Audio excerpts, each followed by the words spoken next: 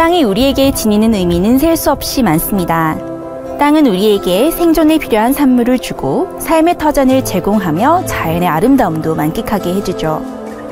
땅, 그리고 더 큰 의미에서의 지형은 우리의 정체성을 형성하고 라이프 스타일을 결정짓기 때문에 은퇴 후 도시를 벗어나 시골로 귀농하시고자 하시는 어르신들, 그리고 반대로 도시를 벗어나게 되면 불편함을 느끼는 젊은 사람들을 흔히 볼 수 있습니다.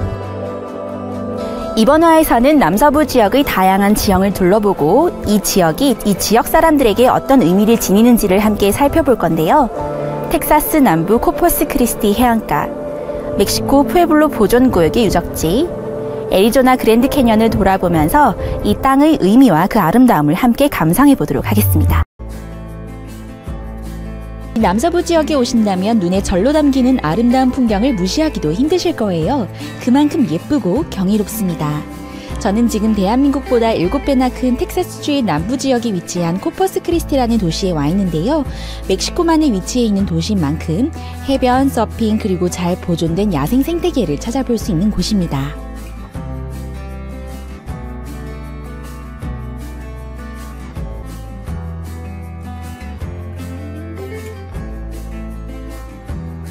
처음으로 방문한 곳은 코퍼스 크리스티 파드레 섬 국립해양공원 산책로입니다.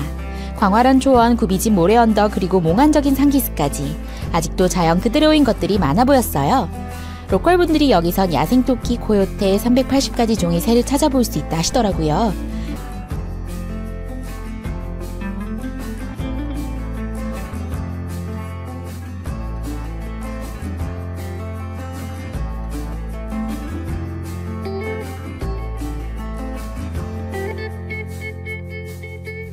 파드레 섬의 초원을 오르거나 해변을 가면 부드러운 모래와 햇살을 느낄 수 있어요.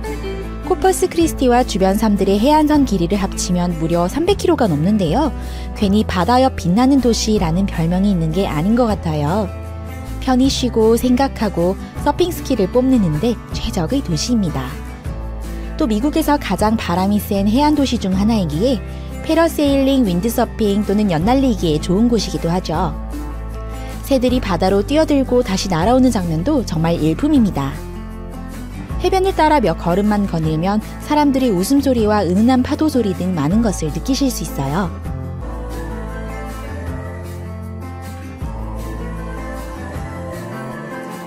저는 지금 텍사스 코퍼스 크리스티라는 지역에 있는 해변가에 와 있는데요.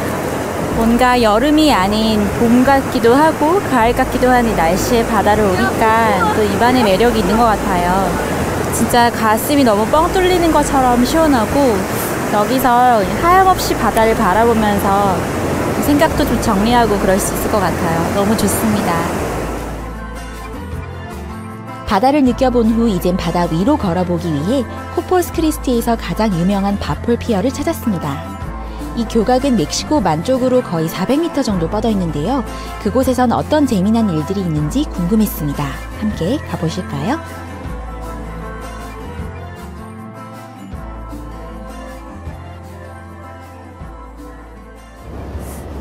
뭔가 되게 한국에서는 잘 느낄 수 없는 이런 여유? 그런 게 되게 부러운 것 같아요. 주말에 온 가족이 나와서 낚시도 하고 그냥 사람도 별로 없고 나오니까 날씨도 너무 좋고 지금이 겨울인데도 날씨도 너무 좋고 그런 거를 누릴 수 있는 게 좀 되게 부러운 것 같아요. 낚시가 인기였는데요. 남녀노소 할 것 없이 모든 사람들이 월척을 노리는 얼굴이었습니다. 이따금씩 상어를 잡았다는 사람도 나오기도 한데요. 여기서 잡힌다는 레드피쉬, 가자미, 메기 또는 무지개 송어 등을 기다리는 낚시꾼 분들에 대해 더 알고 싶어 말을 걸어보았습니다. 이분들은 저에게 민물 낚시와 바다 낚시에 대해 알려주셨어요. 다양한 낚싯줄, 낚싯대 및 낚시릴에 대해 알게 되었고 낚시를 하기 위해 태어난 사람들이 있다는 것도 알게 됐어요. 대화를 통해 낚시란 어떠한 것인지 조금씩 이해하게 되었습니다. 한 방의 월척을 바라고 그것을 위해 천천히 그렇지만 열심히 기다리는 것, 그 때를 놓치지 않고 낚같이 올리는 것, 그것이 바로 묘미더군요. 코퍼스 크리스티도 예상치 못했던 놀라움으로 가득 찬 도시였어요. 여러분도 이곳을 방문해 그런 다양한 즐거움을 발견하시면 좋겠어요. 다음으로 절 기다리고 있는 일은 무엇일까 기대하며 해안가로 돌아갔습니다. 그런데 주차장에서 더 멀리 나갈 필요도 없었어요. 차를 타고 나가려는데 말하는 앵무새 푸피를 만났습니다. 아니, 방금 제가 앵무새랑 인사를 했는데 앵무새가 저한테 뽀뽀도 해주고 인사도 해주고 너무 신기한 경험이었어요. 석양이 지는 것을 보며 저는 코퍼스 크리스티에게 이별을 고하고 1500km 서쪽으로 떠났습니다. 제게 익숙했던 현대적이고 도시적인 삶에서 벗어나 미지의 땅으로 떠났습니다. 이곳은 미국에서 5번째로 큰 주인 뉴멕시코입니다. 색색의 산, 광활한 초원, 그리고 완만한 경사의 고지 등으로 유명하죠. 매사, 협곡, 그리고 절벽은 건조한 하늘을 향해 높이 솟아 있습니다. 아주 아름다워 보이지만 그만큼 매우 위험하기도 한 곳이죠. 제가 알던 곳과는 너무 상반된 곳이라 가끔씩은 화성에 온 듯한 느낌도 받아요. 이곳에선 이 땅에서 누구보다 더 오래 2000년 동안이나 살았던 분들을 만나러 향했습니다.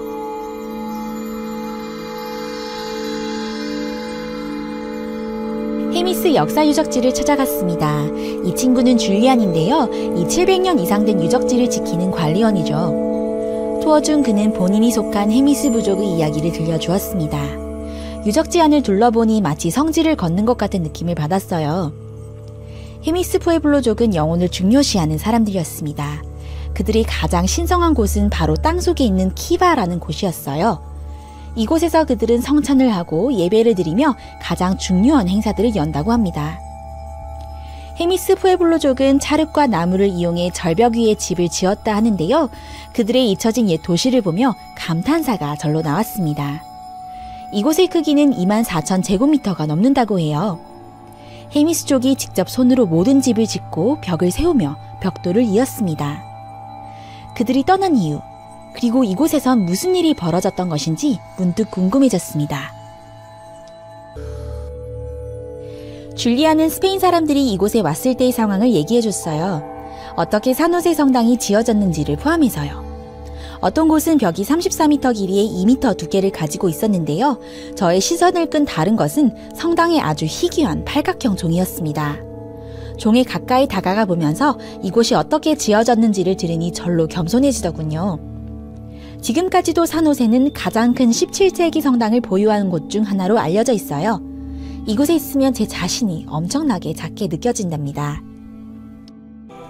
줄리안과 같이 여기저기 다니며 저는 헤미스 푸에블로족이 1680년에 스페인의 반기를 든 이후로 완전히 버려지게 되어서 거의 250년 동안 보호받지 못하고 살아왔다는 것도 알게 되었어요. 그런 극한 상황에서도 이렇게 족적을 남기며 지금까지도 유적지가 잘 보존되었다는 게 정말 기적일 정도죠. 화재, 전쟁, 그리고 폭풍우 속에서도 살아남은 이곳은 문화유적지이자 한때 이곳에 살며 일했던 헤미스 푸에블로족 조상에 대한 증거입니다. 밟는 곳마다 사연이 있고 벽돌 하나마다 가르침이 새겨져 있었습니다. 걸음을 내디딜 때마다 새로운 것을 알게 되었죠. 또 과거를 이해하기 위해 시간을 투자하면 더 밝고 힘찬 미래가 기다린다는 것을 이곳 헤미스 역사유적지에서 배웠습니다.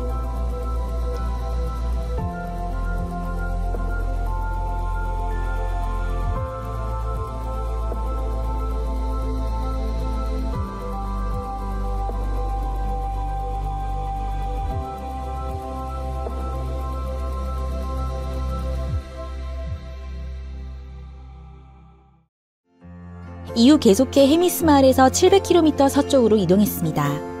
뉴멕시코를 떠나 아름다운 색깔을 지닌 협곡들 사이로 지나갔어요. 오직 애리조나주에서만 볼 수 있는 진풍경이죠. 이렇게 아름다운 건 정말 본 적이 없는 것 같았습니다. 어떨 때는 저희에게서 멀리 떨어져 있다가 또 금세 저희를 감싸는 협곡을 보다 보니 어느새 마지막 목적지에 도착해 있었습니다.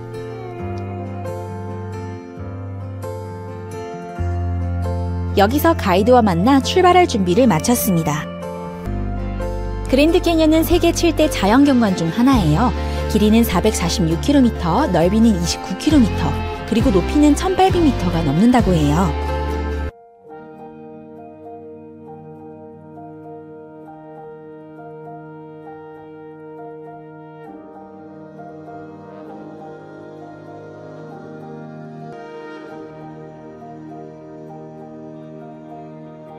협곡을 가로지르며 난 등산로를 따라 아래를 내려다보니 사람들이 정말 작아 보였어요.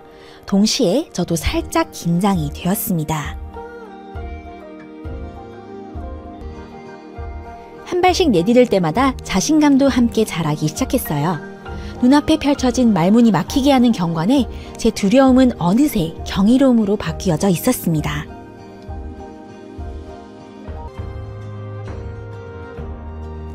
그랜드 캐년에는 수십 개의 등산로가 있어요. 배는 제 실력에 맞는 코스를 고르도록 도와줬습니다. 몇몇 곳은 다른 곳들보다는 조금 힘들었지만 죽을 정도는 아니었어요. 모든 등산로가 참 아름다웠습니다. 해수면 위에 서 있으면 새로운 생각들이 떠오릅니다. 제가 헤미스에서 스스로가 작게 느껴진다고 했던 거 기억하시나요? 이곳에선 그냥 작은 수준이 아니라 아예 투명인간처럼 느껴졌어요. 그래도 제가 할 수 있는 건 그저 경관을 가리키며 감탄하는 것밖에 없었습니다. 그래서 그거라도 많이 했습니다. 마치 누가 색칠해놓은 것 같은 돌과 사막과 또 발 앞에 펼쳐진 푸른 콜로라도 강을 보면서 감탄하고 또 평소 염소라 불릴 만큼 제가 물을 안 마시는데요. 이날 얼마나 물을 마셨는지도 생각하면서 감탄하고요. 사람들이 경치를 보며 탄성을 지를 때 저도 그들과 같이 소리를 질렀습니다. 미국 남서부에는 볼거리가 정말 많았습니다. 각기 다른 느낌의 경치도 덤으로 오고요. 초원과 모래길이 아름다웠던 코퍼스 크리스티부터 주체할 수 없는 위험을 뽐내는 그랜드 캐니언까지 참 아름다운 풍경이었어요. 뉴멕시코의 헤미스 스프링스 마을에서는 제게 겸손함을 가르쳐준 옛사람들이 건축물과 자연을 맛보았습니다. 헤미스 쪽 분들은 제게 일상적이지 않은 일을 기대하며 살라고 가르쳐 주셨습니다. 제가 이번 여행을 통해 다시 한번 되새기게 된 게 있는데요. 바로 우리 인간은 자연과 문화를 경험하기 위해 만들어졌다는 것. 그리고 우리는 기회가 될 때마다 익숙한 것에 벗어나 새로운 것을 찾아 나서고 그것으로 인해 더 발전해 나가기 위해 힘써야 한다는 것이었어요. 모든 일에 호기심을 가지고 사는 게 참 중요하다는 생각이 다시 한번 들었습니다.